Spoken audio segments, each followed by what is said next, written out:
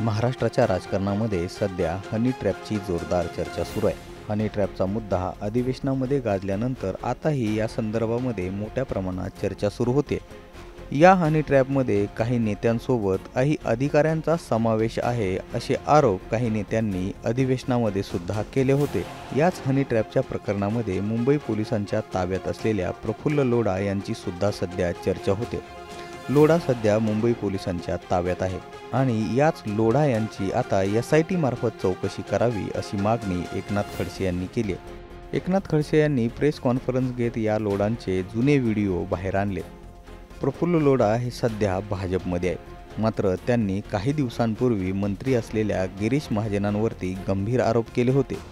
याच आरोपांचे हे व्हिडिओ समोर आले। या व्हिडिओमध्ये लोढा यांनी नेमकं काय म्हटलंय ते बघा।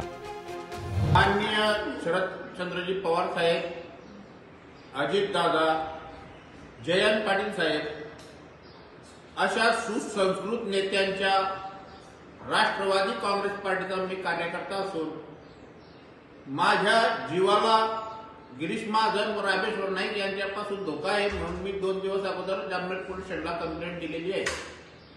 परंतु माजी मंत्र्यांचं म्हणणं आहे की मी दर महिन्याला कंप्लेंट देतो, तर मी याच्या अगोदरची कंप्लेंट 5 महिने अगोदर दिली ती स्वसंरक्षणासाठी व 31 जुलै रोजी मला रामेश्वर नाईक याचं व्हॉट्सअप कॉलिंगवर धमकी आली होती, त्याचा पुरावा आहे म्हणून मी ही कंप्लेंट दिलेली आहे। आणि मला माजी मंत्र्यांनी सांगितलं की पुरावे असेल तर पोलीस स्टेशनला द्यावे, ह्या सल्ला मला देण्याची गरज नाही, मला पुरावे द्यायला पोलीस स्टेशनला जाण्याची गरज नाही। एक बटन दाबलं तर पुऱ्या हिंदुस्थानामध्ये तलगा मासून जाईल। परंतु मी कुणाला वहिनी म्हटलंय, कुणाला बेटा म्हटलंय आणि मी आया बहिणीची इज्जत करणारा मनुष्य आहे। तिच्यात निरपराध 5-25 लोकांचा जीवनामरणाचा प्रश्न आहे म्हणून मी शांत आहे।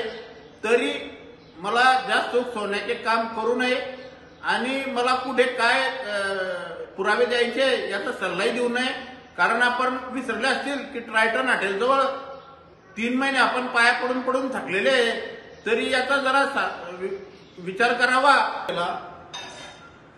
जामनेर पोलीस स्टेशन व SP ऑफिस व मुख्यमंत्री यांना निवेदन दिलेलं आहे माझ्या स्वतःच्या स्वसंरक्षणासाठी, कारण जामनेर तालुक्यातील ही जी विकृती आहे यांचे बरेच पुरावे माझ्याकडे आहेत व त्यामुळे माझ्या जीवाला धोका आहे।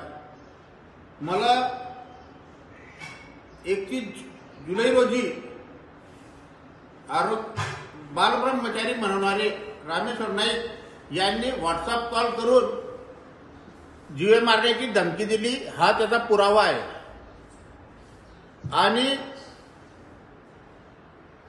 जर आज गिरीश महाजनांनी पेपरामध्ये हे दिलेलं आहे किंवा काही पुरावे असतील तर त्यांनी पोलीस स्टेशनला द्यावे।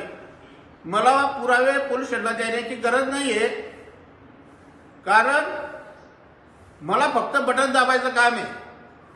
परंतु मी एक मनुष्य आहे आणि मी कोणाला वहिनी म्हटलंय, कोणाला आई म्हटलंय, कोणाला मुलगी म्हटलंय, त्याची मर्यादा पाळून मी अजून चूप आहे।